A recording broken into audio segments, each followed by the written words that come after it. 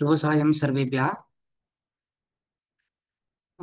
DJ नावाने कोण join झाले त्यांनी आपलं नाव एडिट करा. Good evening sir. शुभ सायं. सर हा,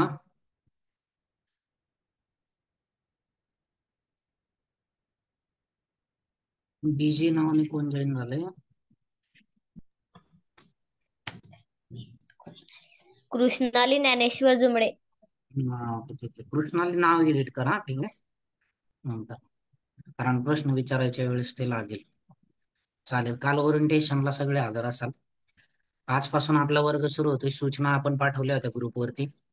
तुम्हाला एक नोटबुक या वर्गासाठी स्वतंत्र नोटबुक करायची आहे. ठीक आहे. नवीन नोटबुक करा स्वतंत्र. पेज वगैरे फाडलेली नोटबुक करू नका. आणि 200 पेजची नोटबुक करा. आज नोटबुक नसेल तर रफ बुक मध्ये लिहून घ्या. आणि दुसरी एक नवीन नोटबुक करा आणि तिच्यामध्ये कंटिन्यू करा. कारण की आपल्याला 200 पेजची नोटबुक ही कायमस्वरूपी लागणार आहे. वर्ग झाल्यानंतर सुद्धा तुम्ही त्या नोटबुक मध्ये राहिलेल्या पेजवरती प्रॅक्टिस करू शकता, सराव करू शकता. नोट्स म्हणून ज्या गोष्टी तुम्हाला लिहायच्या आहेत त्या तुम्ही पीपीटीच्या स्क्रीनशॉट काढू शकता. मंजिरी महोदय वदतु.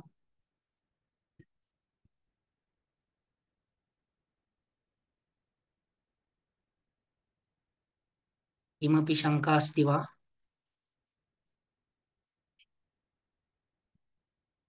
ठीक आहे.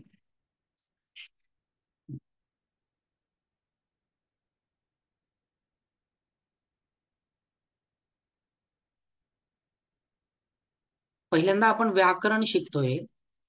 तर व्याकरण म्हणजे काय याचा अभ्यास करताना वि, आ, कृ आणि लृट असा हा प्रत्यय व्याकरण शब्द तयार करण्यासाठी लागलेला आहे. थोडंसं अवघड जाईल, पण मराठीमध्ये सुद्धा आपण सांगणार आहोत की व्याकरण म्हणजे नेमकं काय.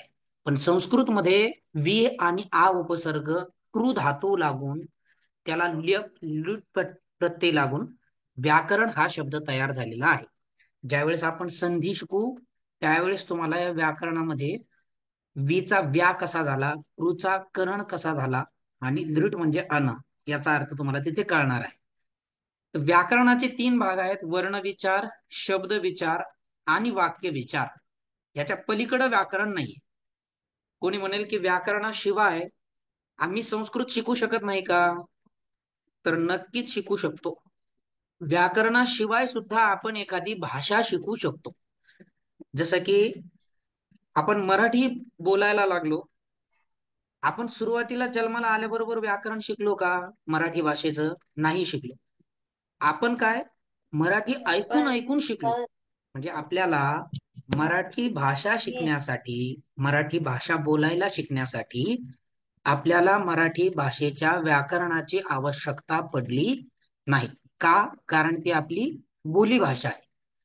पण ज्या भाषा आपल्याला माहिती नाही किंवा जी भाषा आपली नाही अशी भाषा आपल्याला शिकायची असेल तर एक तर आपल्याला ती भाषा ऐकून ऐकून शिकता येते आणि दुसरा मुद्दा आहे की आपल्याला त्या भाषेचं व्याकरण शिकावं लागतं. दोन्हीमध्ये काय फरक आहे? तर आपण ज्या वेळेस एखादी भाषा ऐकून शिकतो त्यावेळेस ती भाषा शुद्धच असेल असं आपल्याला म्हणता येत नाही. पण ज्या वेळेस आपण त्या भाषेचं व्याकरण शिकू त्यावेळेस आपल्याला त्या भाषेची शुद्धता लक्षात येते आणि शुद्धतेने आपल्याला ती भाषा यायला लागते. म्हणून व्याकरण कोणत्याही भाषेचं शिकणं आवश्यक आहे. तर व्याकरण कशाला म्हणायचं? भाषायाः नियमाः यस्मिन् सन्ति तत् व्याकरणम. संस्कृतमध्ये कशाला व्याकरण म्हणतात? तर भाषायाः नियमाः, भाषेचे नियम, तेच मराठीमध्ये लिहिलेलं आहे. भाषेचे नियम ज्यामध्ये केलेले आहेत, ज्यामध्ये दिलेले आहेत त्या संपूर्ण वाङ्मयाला व्याकरण असं म्हणतात. मराठीमध्ये काय लिहिलंय? भाषेचा व्यवहार कोणत्या नियमास अनुसरून होतो याचा विचार ज्या शास्त्रात केलेला असतो त्याला व्याकरण असे म्हणतात. भाषा म्हणजे काय? वाक्य. ते वाक्य आपण कसे बोलतो, कसे लिहितो, कोणता शब्द कसा लिहावा, कोणत्या शब्दाचं उच्चारण कसं करावं, ह्या सर्वांचे नियम ज्या शास्त्रामध्ये सांगितलेले असतात, ज्या पुस्तकामध्ये सांगितलेले असतात, त्या सर्व एकत्रित नियमांना मिळून व्याकरण असं म्हणतात. व्याकरण म्हणजे व्याकरणामध्ये वि हा उपसर्ग आहे. वि म्हणजे विशेष रूपाने क्रियते केले जाते. काय केलेलं आहे विशेष रूपाने? तर भाषेचे नियम सांगितलेले आहेत की ही भाषा, हा शब्द अशा अशा पद्धतीने उच्चारण करायचा आहे, अशा पद्धतीने त्याचा वापर करायचा आहे, वाक्य अशा पद्धतीनं बनवलं पाहिजे, क्रियापद असं वापरलं पाहिजे, या कर्त्यासाठी हे क्रियापद वापरलं पाहिजे, इत्यादी जे काही नियम असतील त्या सर्व नियमांचा संग्रह म्हणजे व्याकरण आहे.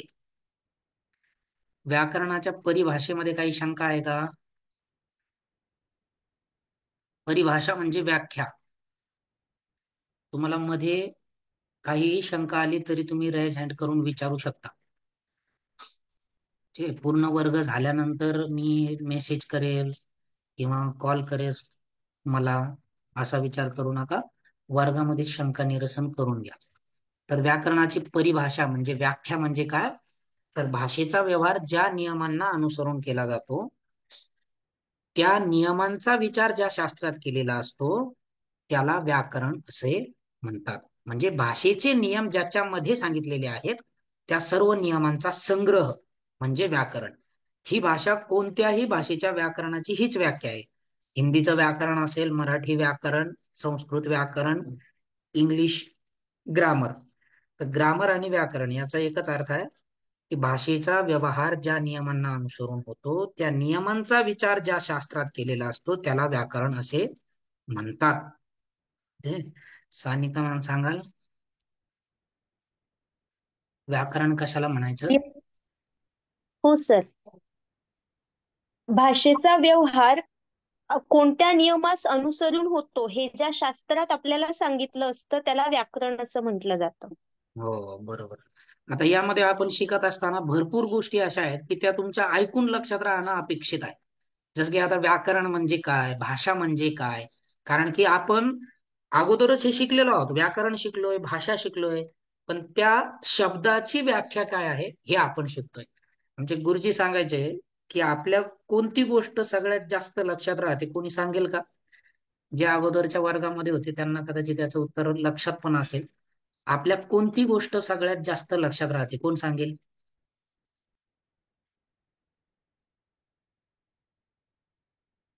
अशी कोणती गोष्ट आहे की जी आपल्या सगळ्यात अगोदर म्हणजे लवकर लक्षात राहते आणि दीर्घ काळ लक्षात राहते, कितीही वर्ष झाले तरी ती गोष्ट आपल्या मनातून, बुद्धीमधून विसरत नाही?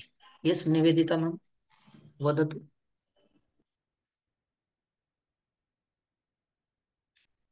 निवेदिता महोदय. हॅलो. हा. हॅलो. हो हो जे की बोला, आपण आता आवाज येतो. व्हिडिओ बघून जे शिकतो आणि ऐकून जे शिकतो ते आयुष्यभर लक्षात राहतं. अजून मंजिरी मॅम. शब्द सर, शब्द. ओके, छान. हॅलो. हो हो हो, आला आवाज आला. छान. तर याचं उत्तर असं आहे की आपण पाहून शिकतो, हे तर खरंच आहे की पाहून शिकल्यानंतर लवकर समजतं, त्याला आपण समजतं असं म्हणू शकतो. लक्षात राहणं हा थोडा भाग वेगळा आहे.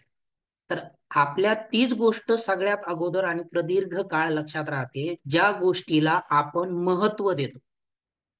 उत्तर काय आहे? ज्या गोष्टीला आपण महत्व देतो ती गोष्ट आपल्या लवकर आणि जास्त काळ लक्षात राहते. याचं उदाहरण सांगायची गोष्ट आहे खूप छान. दोन मित्र असतात, 10वी मध्ये शिकत असतात. त्याच्यानंतर काही काळानंतर त्यांच्या गावामध्ये एक यात्रा असते आणि यात्रेच्या दरम्यान त्यांच्या दोघांमध्ये गावाच्या चौकामध्ये खूप भांडण होतं, जिवलग मित्रांचे भांडण होतं. एक दोघं एकमेकांना वाईट शब्द बोलतात आणि त्यानंतर ते दोघंही एकमेकांपासून दूर जातात. 10 वर्ष मध्ये लोटतात. 10 वर्षानंतर ते दोघंही आपल्या आपल्या क्षेत्रामध्ये स्थिर झालेले असतात. एक डॉक्टर झालेला असतो, एक इंजिनियर झालेला असतो, उदाहरण म्हणून समजूयात.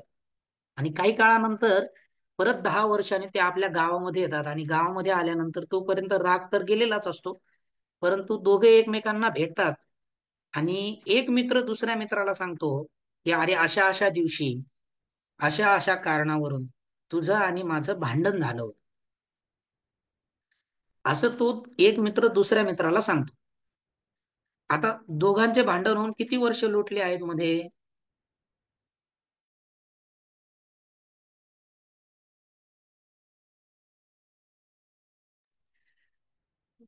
10 वर्ष झालेली दहा आहेत वर्ष दोघांचे भांडण होऊन. पण तरीही त्यांच्या ती गोष्ट लक्षात आहे की कोणत्या कारणावरून भांडण झालं, कोणत्या दिवशी झालं, आणि तू मला काय बोलला होता आणि मी तुला काय बोललो, हे सर्व गोष्टी त्यांच्या लक्षात आहेत. कशामुळे? फक्त त्या गोष्टीला महत्व दिल्यामुळे. नाहीतर 10 वर्षाच्या काळामध्ये पुष्कळशा गोष्टी त्यांच्या दोघांमध्ये दोघांच्याही जीवनात घडून गेलेल्या आहेत, परंतु त्या त्यांच्या लक्षात नाहीत. पण ही 10 वर्षापूर्वीची गोष्ट त्यांच्या लक्षात आहे. कारण आहे, त्यांनी त्या गोष्टीला तेवढं महत्व दिलं आणि त्याच्यामुळे ती गोष्ट बुद्धीमध्ये फिट झाली. तेच तसंच जर तीच वृत्ती जर आपण अभ्यासामध्ये वापरली, शिकताना वापरली, आणि आपण जर त्या शिकण्याला तेवढं महत्व दिलं, तर प्रत्येक मुद्दा आपल्या सुद्धा एकदा ऐकल्यानंतर कमीत कमी 50 ते 60% तरी आपल्या लक्षात राहील. त्याच्यामुळे खूप लक्ष देऊन ऐका. लक्षमध्ये सुद्धा फरक आहे, कळून येईल. 2 शब्द आहेत लक्ष. एका लक्षमध्ये ये जोडला जातो आणि एका लक्षमध्ये य जोडल्या जात नाही. दोन्हीचा अर्थ वेगळा आहे. एक लक्ष म्हणजे लाख आणि एक लक्ष म्हणजे ध्यान. ठीक आहे, असो. व्याकरण म्हणजे काय?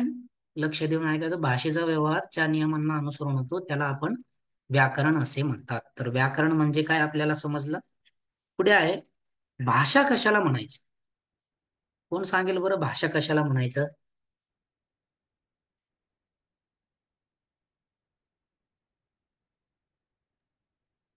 स्क्रीनशॉट काढून घेत आपले चला. हम्म. भाव व्यक्त करण्याचे साधन म्हणजेच भाषा. बरोबर. आपले भाव भाव म्हणण्यापेक्षा आपण त्याला विचार असा शब्द दिला, कारण की भाव म्हणजे ऍक्शन, क्रिया, याच्याकडे भाव शब्द जातो. तर भाषा म्हणजे काय? खाली व्याख्या, या स्लाइडचा स्क्रीनशॉट काढून घ्या. व्याकरण कशाला म्हणायचं, जेणेकरून तुम्ही नोट्स मध्ये लिहू शकता.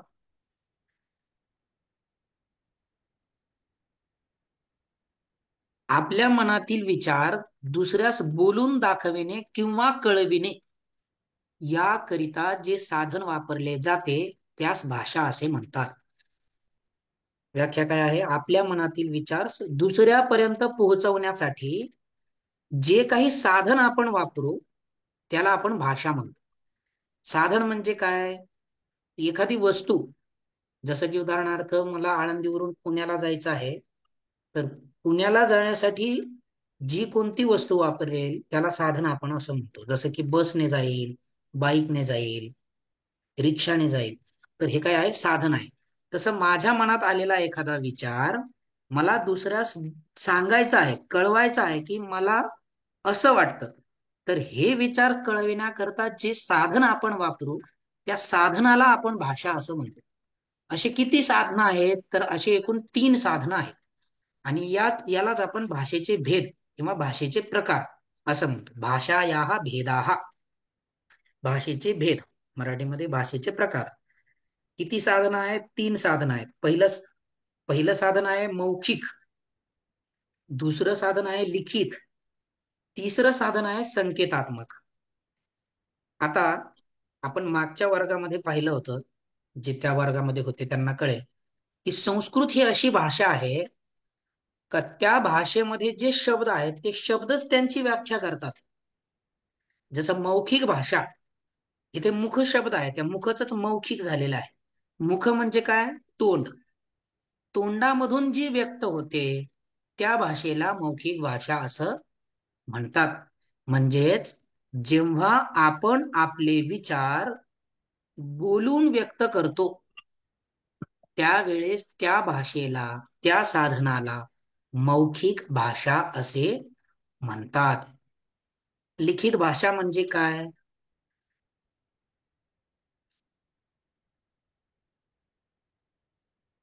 कोण सांगेल लिखित भाषा?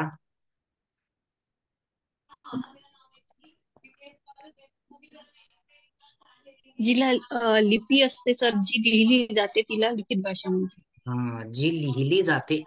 म्हणजे आपल्याला ज्या वेळेस आपण एखाद्या व्यक्तीला फोन लावतो आणि बोलतो, त्यावेळेस बोलून आपण आपले विचार व्यक्त करतो, तर ती भाषा झाली मौखिक भाषा. पण त्याच ठिकाणी जर आपण एखाद्याला पत्र लिहून पाठवत असू, तर पत्रामध्ये आपण आपले विचार लिहितो, तर त्याला म्हणायचं लिखित भाषा. आणि संकेतात्मक भाषा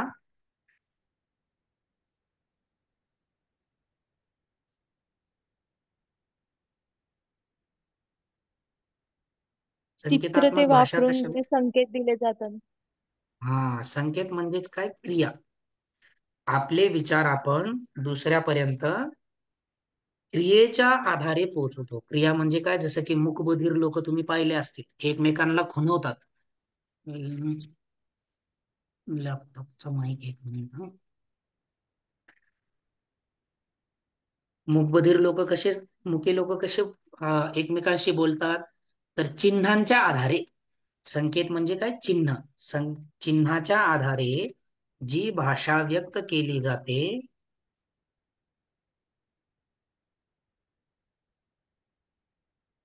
आधारे जी भाषा व्यक्त केली जाते,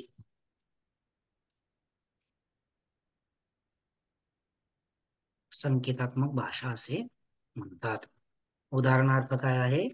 मुके लोक ज्याप्रमाणे बोलतात त्याप्रमाणे तिला म्हणायचं संकेतात्मक भाषा. आणि लिखित भाषा म्हणजे काय? लिहून जेव्हा आपण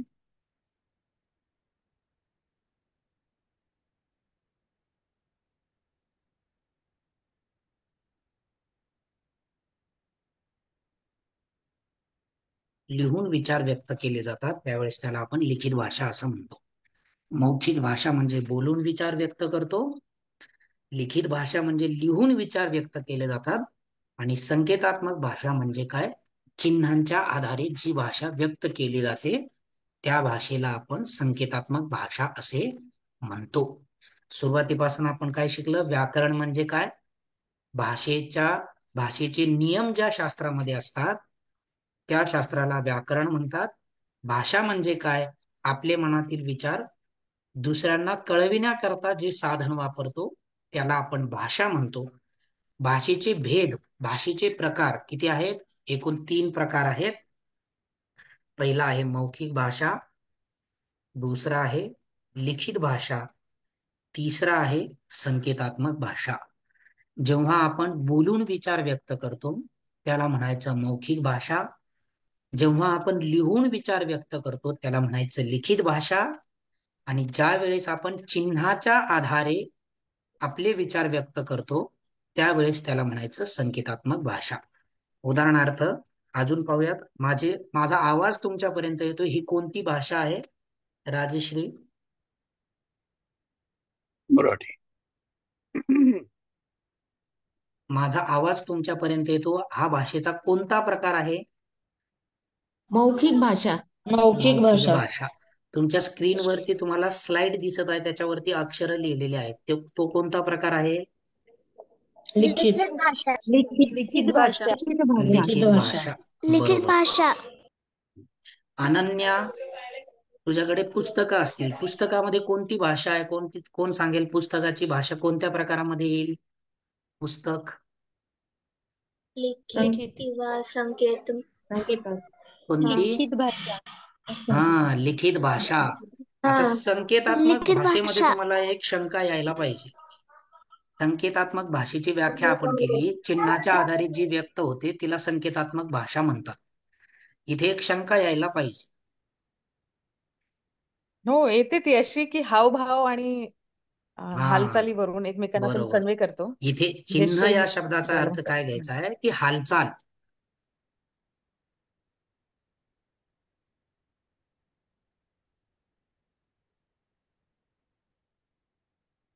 चिन्ह या शब्दाचा अर्थ काय घ्यायचा आहे? हालचाल. म्हणजे पुस्तकामध्ये जरी तुम्हाला चिन्ह दिसत असलं तरी सुद्धा ते लिखित भाषेमध्येच येणार आहे. पण ज्या वेळेस एखादा व्यक्ती हालचालीच्या आधारे आपले विचार व्यक्त करतो, त्यावेळेस त्याला संकेतात्मक भाषा असे म्हणतात. जसं की एखादा व्यक्ती आपल्यापासून खूप दूरवर उभा आहे, त्याला आपल्याला बोलवायचंय, पण आपला आवाज तिथपर्यंत जात नाही, पण तो व्यक्ती आपल्याला पाहू शकतो. त्यावेळेस आपण वर हात करतो आणि त्याला हात हलवून कळवतो की मी तुला बोलवत आहे. तर ही कोणती भाषा झाली? संकेतात्मक भाषा. असे एकूण भाषेचे 3 प्रकार आहेत: मौखिक भाषा, लिखित भाषा आणि संकेतात्मक भाषा. कोणाला समजलं नाही इथपर्यंत व्याकरण आणि भाषा? व्याकरण कशाला म्हणायचं आणि भाषा कशाला म्हणतात?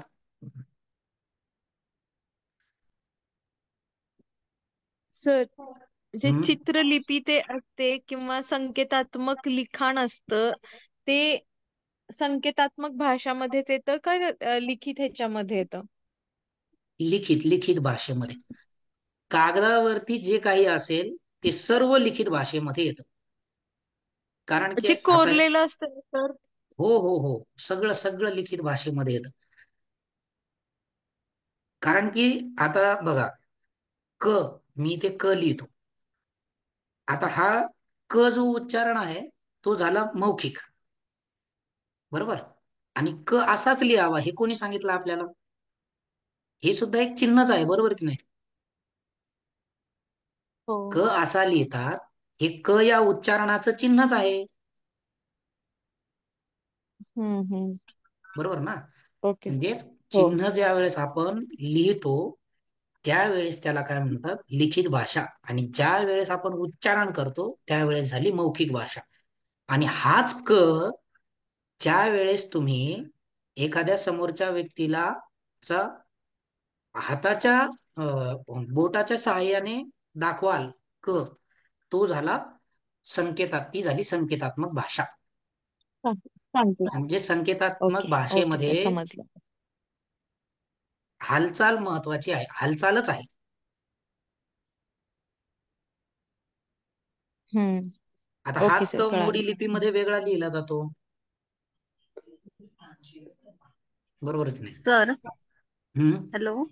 हो बोला. सर, एखाद्या वेळी जर आता या दिशेने जा असं जर सांगायचं असेल तर त्याच्या खाली एक बाण असतो विशेषतः की या दिशेने जा.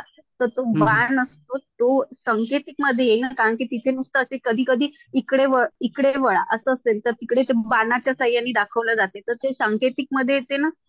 हो, ते येईल सांकेतिक मध्ये, बरोबर आहे, संकेतात्मक. रस्त्याच्या. हो, जे संकेतात्मक भाषा. चिन्ह, जे बाणाचं जे चिन्ह असते ते सांकेतात्मक भाषेमध्ये येते सर, असं हो मला म्हणजे मी विचारते, येते का सर? बरोबर आहे. चिन्ह जे आहेत, पण त्याच्यामध्ये सुद्धा थोडासा फरक पडतो. हालचाल संकेतात्मक भाषेमध्ये मुख्य आहे, पण ज्या वेळेस रस्त्याचा प्रश्न येतो त्यावेळेस बोर्डावरचे जे काही आकृत्या असतील त्यांना आपण संकेतात्मक भाषेमध्ये मोडू शकतो, घेऊ शकतो. किंवा पण असं म्हणू शकू का सर की लिखित संकेत आणि दर्शवलेली संकेत, हालचालीच्या मार्गाने दर्शवलेली संकेत आणि लिखित संकेत, असं काही त्याला म्हणू हम्म, शकू का आपण? बघावं लागेल ते एकदा. पण भरपूर ठिकाणी संकेतात्मक भाषा तर हालचालींच्या कारण आधारे जी व्यक्त केली जाते तिलाच आपण हालचाल आणि संकेतात्मक भाषा म्हणतो. हावभाव पण. हा, जसं की आता रस्त्याने जरी चालत असलो तरी सुद्धा एखाद्या व्यक्तीला जर आपण विचारलं की अमुक अमुक गावाचा रस्ता कुठे आहे, तर ज्या वेळेस तो आपल्याला फक्त हात दाखवतो इकडे तिकडे अशा ओके, पद्धतीने, तर ही संकेतात्मक भाषा आहे. बरोबर. सिम्बॉलिक, दॅट इज हो, सिम्बॉलिक. ठीक आहे. व्याकरण म्हणजे काय? भाषेचे नियम ज्याच्यामध्ये सांगितलेले असतात त्याला व्याकरण म्हणतात. भाषा म्हणजे आपल्या मनातील विचार बोलून दाखवण्याकरता, समोरच्या व्यक्तीला कळविण्याकरता जे साधन वापरतो ती भाषा. मौखिक भाषा, लिखित भाषा आणि संकेतात्मक भाषा. जी मुखातून व्यक्त केली जाते म्हणजे बोलून व्यक्त केले जातात विचार, ती मौखिक. लिहून व्यक्त केले जातात ती लिखित. आणि हालचालींच्या आधारे, चिन्हांच्या आधारे जी व्यक्त केली जाते तिला आपण म्हणतो संकेतात्मक भाषा. पुढे आहेत वर्ण, जे की आपण काल पाहिलं होतं की भाषा असेल तर कोणत्याही भाषेमध्ये सुरुवातीला असतात ते वर्ण. इंग्लिशमध्ये आपण त्यालाच लेटर्स असं म्हणतो. सुरुवातीला असतात वर्ण, वर्णानंतर शब्द, शब्दानंतर पद, पदनंतर वाक्य, वाक्यानंतर गद्यांश, पद्यांश, नाट्यांश. ह्या धड्यांना मिळून तयार होतं ते पुस्तक, आणि अनेक पुस्तकांना मिळून तयार होतं ते साहित्य. अशी ही संस्कृत भाषेची शृंखला आहे. तर पहिल्यांदा वर्ण म्हणजे काय, तर इथे परिभाषा दिलेली आहे. आपल्या तोंडातून जे मूळचे ध्वनी निघतात त्यास वर्ण असे म्हणतात. आता आपल्या तोंडातून मूळचे ध्वनी निघतात म्हणजेच काय, तर भाषेचा जो पाया आहे त्यालाच आपण वर्ण असे म्हणतात, त्यालाच मूल ध्वनी असं म्हणतो. क, ख, ग, घ, ङ हे फक्त वर्ण आहेत. ठीक आहे? मूल जन्माला आल्यानंतर ते लगेच आई बाबा म्हणायला लागत नाही. ते पहिलं कणत, त्याच्यानंतर असं करत करत त्याला त्याच्या तोंडामधून वर्ण फुटायला लागतात आणि त्याच्यानंतर त्याच्या तोंडामध्ये शब्द यायला लागतात. आई, बाबा, काका, मामा. तर याच्यावरून वर्णाची व्याख्या काय केलेली आहे, तर आपल्या तोंडातून जे मूळचे ध्वनी निघतात म्हणजेच भाषेचे जे मूळ आहेत त्याला आपण वर्ण असं म्हणतो. ठीक आहे? तर वर्ण किती प्रकारचे आहेत, तर इथे माहेश्वर सूत्र दिलेले आहेत जे की संस्कृतचे वर्ण आहेत. मराठीमध्ये वर्णामध्ये थोडासा फरक आहे. मराठीचंही व्याकरण संस्कृत मधूनच आलेलं आहे. ते काय फरक आहे तो सुद्धा आपण पाहणार आहोत. तर 14 सूत्र महर्षी पाणिनींनी लिहिली. ऐ उन रुक ए ओम ऐ औ छयवरट लन यमगणनम झभय घडधश जब गडदश खप छटत चटतौ कपै शेषसर हल. ठीक आहे? तुम्हाला स्क्रीनशॉट काढण्याची परमिशन आहे, परंतु स्क्रीनशॉटचा मिसयूज करू नका आणि दुसरीकडे कोणालाही पाठवू नका, कारण की पीपीटी खूप मेहनत करून तयार करतो मी.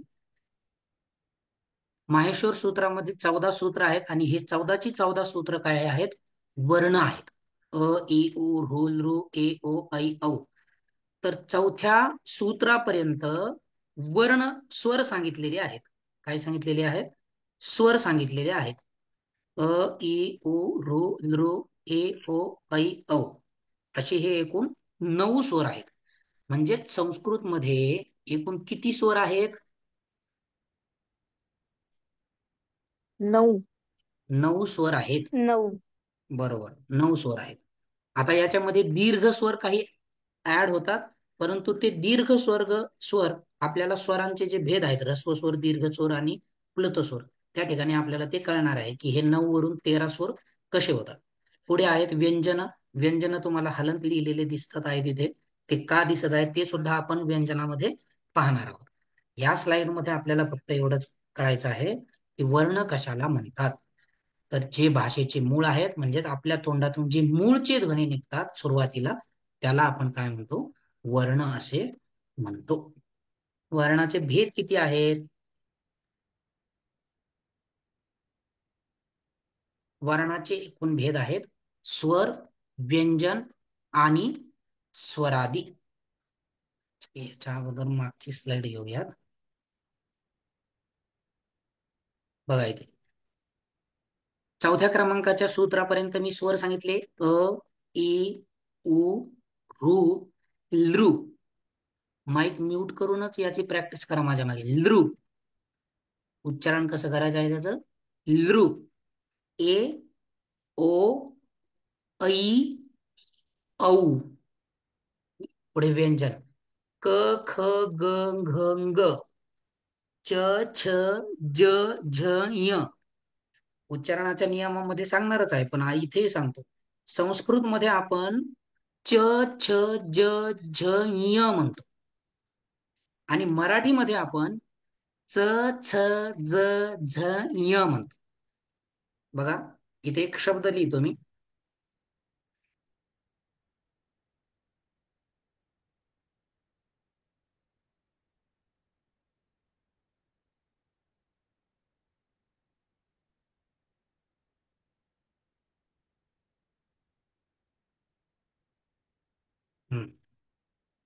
शब्द दिसतोय, कृष्णाली वाच, म्हण बर शब्द, उच्चारण कर बर.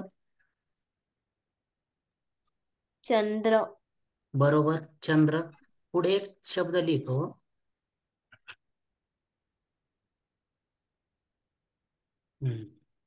प्रेमम. चमचा. चमचा, बरोबर. आता चंद्र शब्दामध्ये च आहे, चमचामध्ये च आहे, पण चंद्र शब्दामध्ये आपण च म्हणतो आणि चमचा शब्दामध्ये च म्हणतो. कारण काय आहे, कारण हेच आहे चंद्र शब्द हा संस्कृत आहे, चमचा शब्द हा मराठी आहे. म्हणजे मराठीमध्ये आपण च, छ, ज, झ असं म्हणतो, आणि ते संस्कृतमध्ये च, छ, च, झ असं म्हणतो. ठीक आहे, हा फरक आहे. उच्चारणाच्या नियमामध्ये शिकणारच आहोत, पण जिथे जिथे प्रसंग येईल तिथे सुद्धा मी तुम्हाला ह्या गोष्टी सांगणार आहे. संस्कृतमध्ये च, छ, ज, झ या, आणि मराठीमध्ये च, छ, ज, झ. ट, ठ, ड, ढ, न, त, थ, द, ध, न, प, फ, ब, भ, म यांना आपण स्पर्श वर्ण म्हणतो. यांचं नाव काय आहे? स्पर्श वर्ण. स्पर्श वर्ण म्हणजे काय? तर ज्या वर्णांचं उच्चारण करताना जिभेचा संपूर्ण मुखामध्ये स्पर्श होतो. ठीक आहे, पुढच्या स्लाइड मध्ये कळेल, त्याला आपण स्पर्श वर्ण म्हणतो. पुढे आहेत अंतस्थ वर्ण, य, र, ल, व. अंतस्थ म्हणजे काय? तर स्वर आणि व्यंजन यांच्या मध्ये येतात, म्हणून त्यांना अंतस्थ म्हणतो. ते लिहिलेले जरी खाली असले तरी माहेश्वर सूत्रामध्ये बघा, सूत्र क्रमांक सूत्र क्रमांक 5 हयवरट इथे लिहिलेलं आहे. तर त्याच्यावरून त्याला आपण अंतस्थ वर्ण असं म्हणतो. सूत्रांच्या स्वर आणि व्यंजनांच्या मध्ये येतात म्हणून सुद्धा अंतस्थ वर्ण म्हणतात, आणि पूर्ण स्पर्श होत नाही परंतु स्वतंत्र उच्चारणही होत नाही म्हणून त्यांना आपण अंतस्थ वर्ण म्हणतो. य, र, ल, व. पुढे आहे उष्म वर्ण, श, श, स, ह. हे 4 वर्ण जे आहेत ते उष्म वर्ण आहेत. उष्म वर्ण कशाला म्हणायचं? उष्म म्हणजे उष्ण, गरम मराठीमध्ये. ज्या वर्णांचा उच्चारण केल्यानंतर शरीरामध्ये उष्णता निर्माण होते त्यांना आपण उष्म वर्ण असं म्हणतो. आणि अयोगवाह म्हणजे काय? की कोणाच्या तरी मागे येणारे त्यांना आपण अयोगवाह म्हणतो. या ठिकाणी टायपिंग मध्ये ते चिन्ह नव्हतं, परंतु अम म्हणजे अनुस्वार आणि अह म्हणजे विसर्ग, एवढं समजायचं आहे. ठीक आहे, हे सर्व व्यंजन, स्पर्श व्यंजन, अंतस्थ, उष्म हे आपण पुढे वर्णाच्या प्रकारामध्ये शिकणारच आहोत. पण याच्या पुढच्या स्लाइड वरती आपल्याला वर्णांचे उच्चारण स्थान शिकायचे आहेत, त्याच्यामुळे आपण या ठिकाणी वर्ण लिहिलेले आहेत. ठीक आहे, तर आज आपण काय शिकलो? व्याकरण म्हणजे काय? तर भाषेचा व्यवहार ज्या नियमांना अनुसरून होतो त्या नियमांचा विचार ज्या शास्त्रात केलेला असतो त्याला व्याकरण म्हणायचं. आपल्या मनातील विचार दुसऱ्यांना कळविण्याकरता जे साधन वापरतो त्याला भाषा म्हणायचं. आणि भाषेचे 3 प्रकार आहेत: मौखिक, लिखित आणि सांकेतिक भाषा, संकेतात्मक भाषा. बोलून विचार व्यक्त केले जातात मौखिक भाषा, लिहून विचार व्यक्त केले जातात लिखित भाषा, हालचालींच्या आधारे, चिन्हांच्या आधारे व्यक्त केली जाते ती संकेतात्मक भाषा. पुढे आहे वर्ण. आपल्या तोंडातून जे मूळचे ध्वनी निघतात त्यांना आपण वर्ण असे म्हणतो. वर्ण एकूण किती आहेत? तर 42 वर्ण आहेत संस्कृतमध्ये. हेच वर्ण मराठीमध्ये 46 होतात. कसे होतात ते आपण पाहणार आहोत. संस्कृतमध्ये ळ हा वर्ण नाही, मराठीमध्ये ळ हा वर्ण आहे. ठीक आहे, जसे शाळा, त्याला संस्कृतमध्ये शाला म्हणतात, ळच्या ऐवजी ल. तर संस्कृतमध्ये ळ हा वर्ण नाही, मराठीमध्ये आहे. याच्यामुळे मराठीमध्ये वर्ण जास्त होतात. उद्या आपण शिकणार आहोत वर्णांचे उच्चारण स्थान. तोपर्यंत तुम्हाला आतापर्यंत जे आपण शिकलो आहोत त्याची रिव्हिजन करायची आहे. ठीक आहे, 2 मिनिट राहिलेले आहेत. शंका असेल तर विचारू शकता, नाहीतर थांबूया. सर, हे माहेश्वर सूत्राणी विषयी थोडंसं सांगा ना सर. माहेश्वर सूत्र हे पाणिनींनी लिहिलेले आहेत. तर ते कशी लिहिलेले आहेत? पाणिनींनी तपश्चर्या केली होती आणि भगवान शंकर प्रसन्न झाले होते.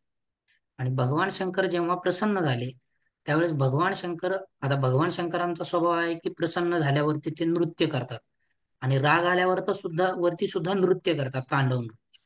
डमरूचा डमरू वाजवून ते नृत्य करतात. आणि ज्यावेळेस डमरू वाजला, भगवान शंकरांनी नृत्य केलं त्यावेळेस डमरू वाजला असेल, ड्रुंग असा काहीतरी वाजला असेल, तर तो आवाज ऐकून पाणिनींनी हे सूत्र लिहिले. ऐ उन ढोल द्रुप ए ओम ऐ औ छयवरट लण यमगण नाम झभय घडदश जभ गडदश खभ छटत चटत कपै शेषसर आणि हल. तर असं डमरू वाजला असेल 14 वेळा, आणि ते 14 आवाज ऐकून पाणिनींनी ही वर्णांची रचना केली आणि या 14 सूत्रावरती संपूर्ण अष्टाध्यायी संस्कृतचं व्याकरण अवलंबून आहे.